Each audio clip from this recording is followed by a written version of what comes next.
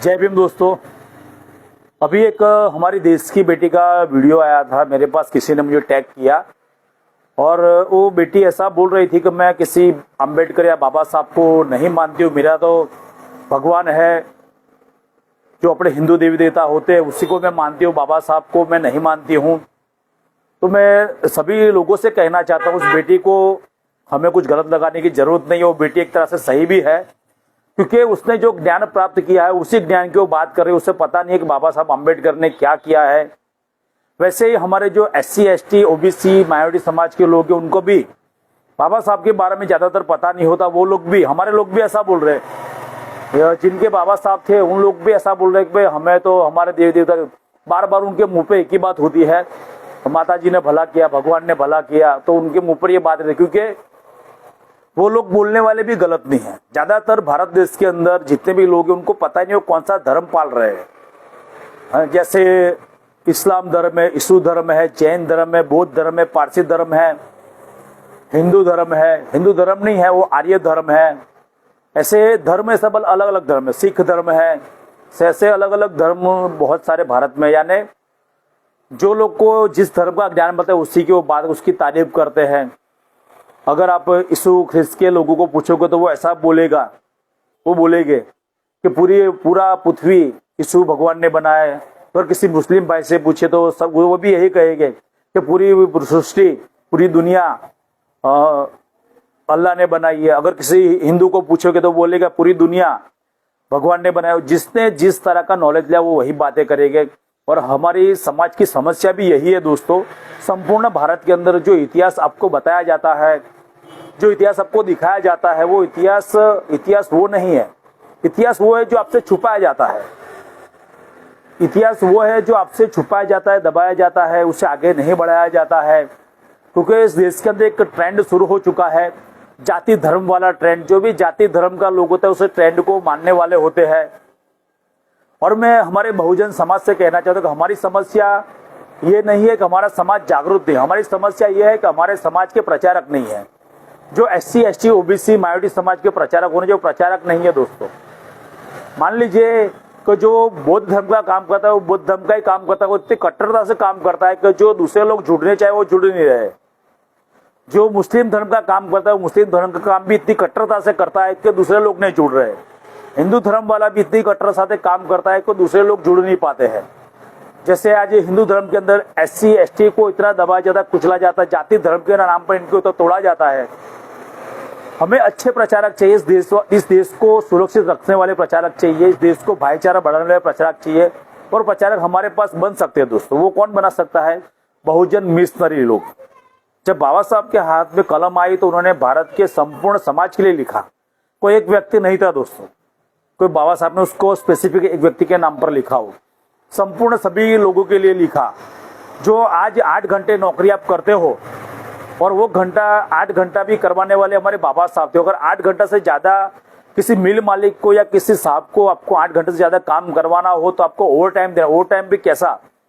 अगर आपका 100 रुपया तनख्वाह है तो 100 का 200 देना पड़ेगा, यानी 1 घंटे का डबल करना पड़ेगा।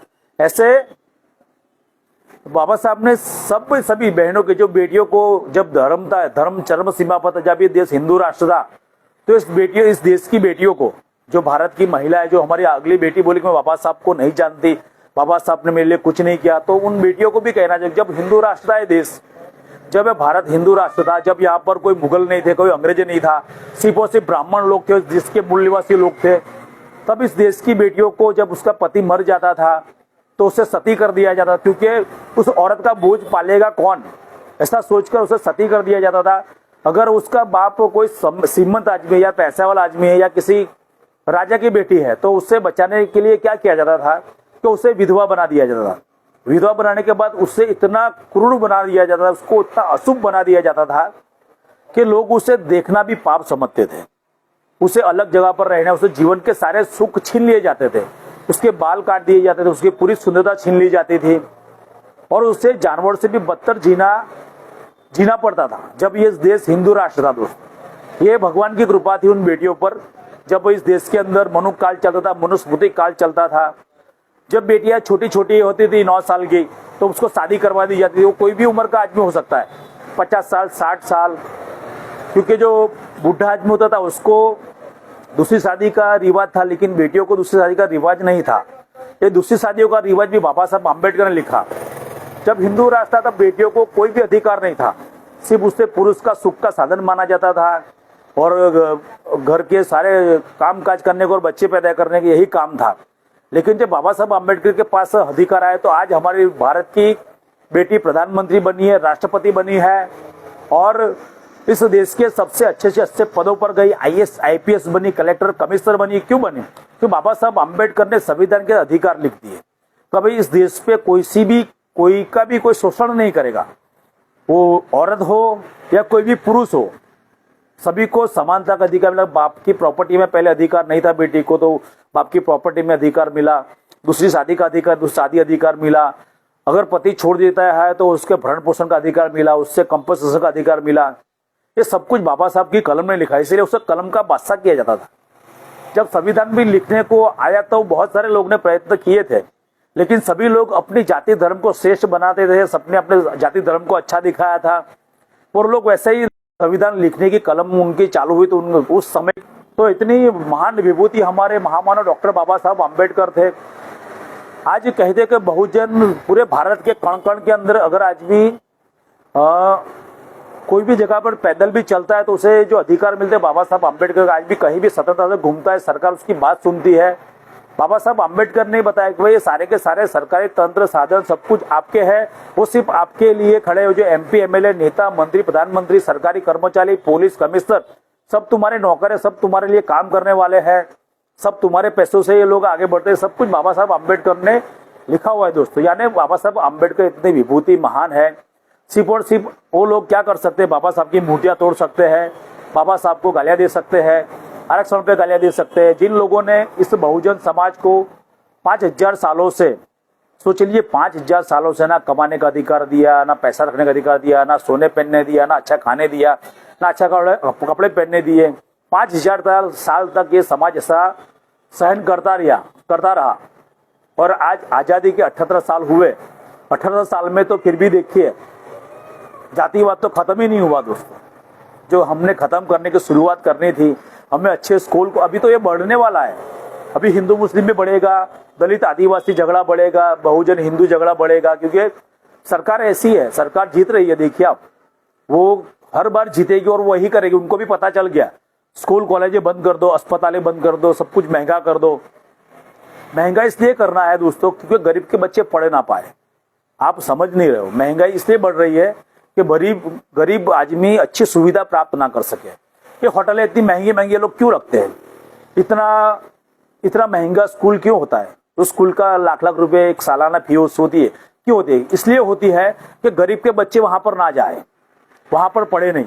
सरकारी जो अभी भारत का एजुकेशन है वो एक अलग तरह का एजुकेशन है, वो आपको बच्चों को मजदूर बनाएगा। सरकारी एजुकेशन आपके बच्चों को बहुत ही ऐसा दिया जाएगा, ऐसा नॉलेज उसको ऐसा सिखाया जाएगा, वो मजदूरी करे, वो मिल में काम करने वाला बने, वो प्लम्बर बने, वो मिस्त्री बने, वो मैकेनिक बने, वो छोटे छोटे काम करें ताकि उन बड़े लोगों की आपके बच्चे काम कर सके। सरकारी एजुकेशन इसके लिए, सब कुछ महंगा इसलिए हो रहा है कि गरीब एक बड़ा वर्ग इस व्यवस्था से अलग हो जाए। अगर आज भी मुझे ऐसा पता है भारत के अंदर 85 से 90 करोड़ लोग ऐसे हो जिन्होंने अभी तक प्लेन के टायर भी नहीं देखे होंगे, उनको पता ही नहीं कि कैसा प्लेन होगा। ऐसे इसलिए इस देश को दोस्तों जाति धर्म में बांट दिया है, ऊंच नीचे में बांट दिया है, छोटे बड़े में बांट दिया है। तो इसीलिए इस देश की समस्या है कि हमारे पास अच्छे प्रचारक नहीं है, क्योंकि धर्मगुरु भी अपनी झोलियां भरने में पड़े हुए, बड़े बड़े मठे वाले भी हो, वो किसी भी धर्म को, मैं किसी विशेष धर्म को नहीं कहूंगा, सब अपनी झोलियां भर रहे हैं। देखिए आप, बड़े बड़े महाराज संत महंत या किसी भी धर्म गुरु हो, वो बड़ी बड़ी लग्जरियस गाड़ियों में घुलता है, बड़े बड़े बंगलों में रहता है, उनकी हाई फाई सिक्योरिटी रहती है, उनके लिए बाउंसर या जो ऊपर वाले के बंदे हैं, जो भगवान के बंदे, उनको भी सिक्योरिटी चाहिए। सोचिए आप, जो भगवान का मीडिएटर है उसको भी सुरक्षा है, उसको भी गनमैन चाहिए। ऐसा देश है हमारा, क्योंकि हमारे पास प्रचारक नहीं है। हमें प्रचारक बनाने हैं। प्रचारक अगर आपको बनना है तो हमारे साथ जुड़ जाइए। जय भीम, जय संविधान, जय मूल निवासी। मैं मूल निवासी राजेश राठौड़, संकल्प मकरेवदा, भीम आर्मी गुजरात।